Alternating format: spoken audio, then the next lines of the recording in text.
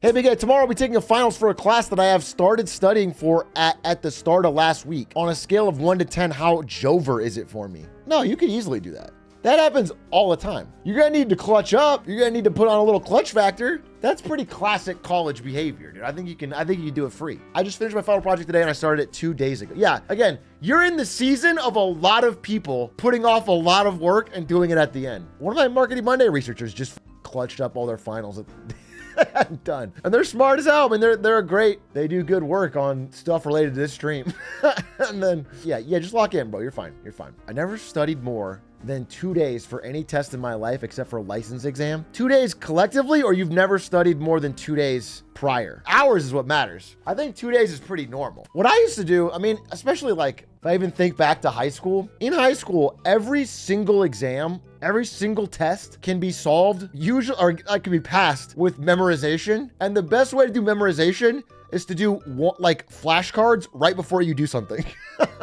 And so I would, you could just not pay attention in class. And then if you just did a flashcards for 30 minutes, like right before the exam, just keep repeating it, then you'd crush, it would be all fresh. Your RAM would be good. And then you crush it. And then you don't remember it. You didn't learn anything, but that was like the best way. That is passing, but not understanding though. Yeah, I'm aware of that. You cheated on the ACT? How do you cheat on the ACT?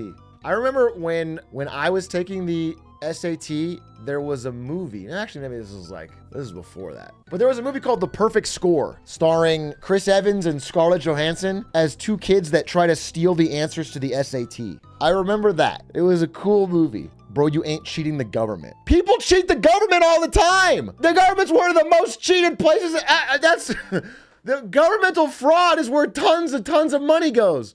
H-Rock, I did my physical chemistry final today, drunk, and immediately went back out to the bars right after. I only got one more day before it's officially alcoholism. It might be alcoholism right now, dog. Wait, you shouldn't show up to a final drunk. Drink, it's been alcoholism. That's confidence. It's only confidence if you crush it. If you come out with a, 90 out of 100, then it's like, wow, he was confident. He could be drunk. Otherwise, it's like depression. Otherwise, it's like fear. When I went to ASU, fellow ASU student, Semper Fi. When I went to ASU, a student showed up to a test with a bottle full of vodka. That's classic. Should've brought up a Four Loko, dude. A bottle full of vodka at an engineering final. Sheesh. I AI'd my electronic final and passed. You chat GPT? All right, well, congrats, dude. Congrats, we've all learned nothing. Hey, Truck, I asked this a while ago, but I've been pitching my business to a pretty big company here in Australia within the next 2 weeks. Never pitched anything before. What tips do you have to stay calm and collected? What's your business? It's Bluey too. I was thinking of an Australia joke, but I decided not to. Number one is practice. Number one is just make sure you know your shit cold.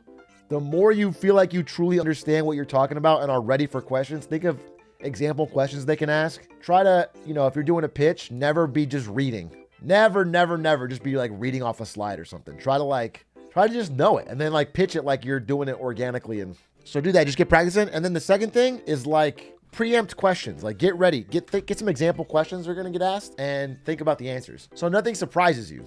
That's what I would say. That's how you get calm and collected. You just practice. You feel prepared. Nervousness comes from showing up and feeling unprepared. Nervousness is like a product of no practice. Essentially, my business is running TTRPGs and other stuff for mine site workers on site.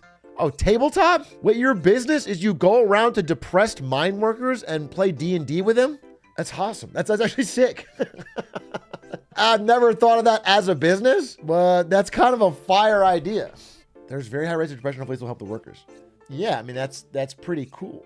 I guess the people you're pitching to are probably the money people though, right? So you kind of want to pitch it, as inhuman as this might be, you might want to pitch it from the angle of like its benefit.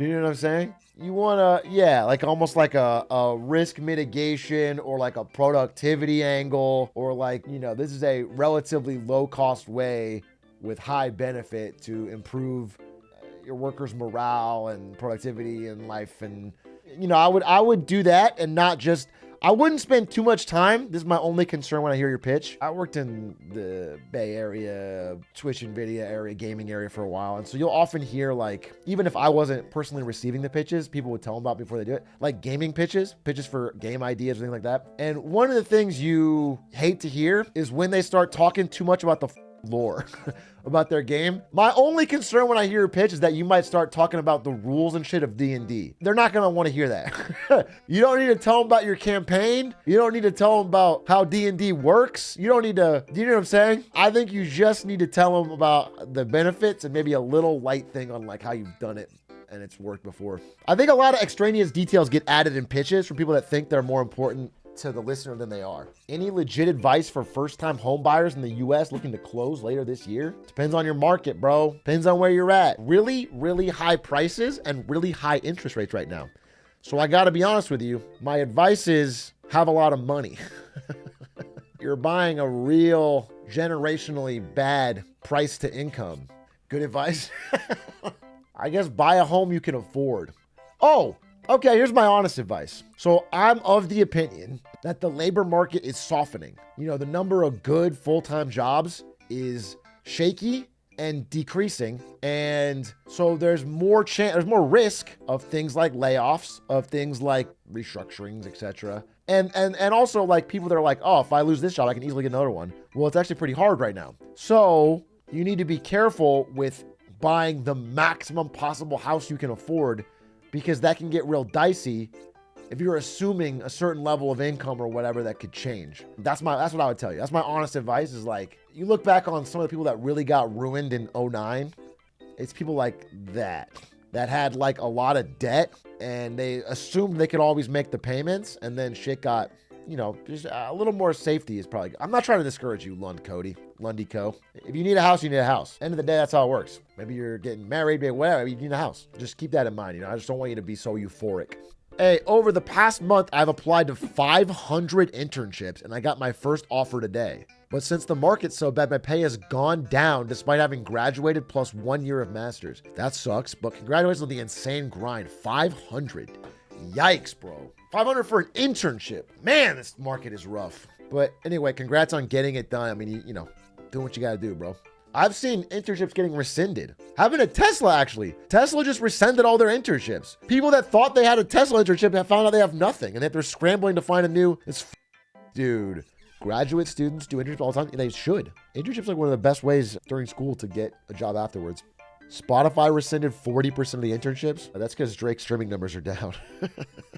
Drake was carrying the platform, and now that he's a pedophile, dude, it's gonna be a stock tank. Yeah, Shrock, you misunderstood my comment about buying a house with friends yesterday and roasted me. My roommate saw it on the clip channel, and now I'm cringe. Get owned. Get owned, bro. Write better. Write clearly. I don't know what to tell you, bro. Put this on the clip channel too, Adish. Close the next clip with this one, Adish. We'll double down, baby.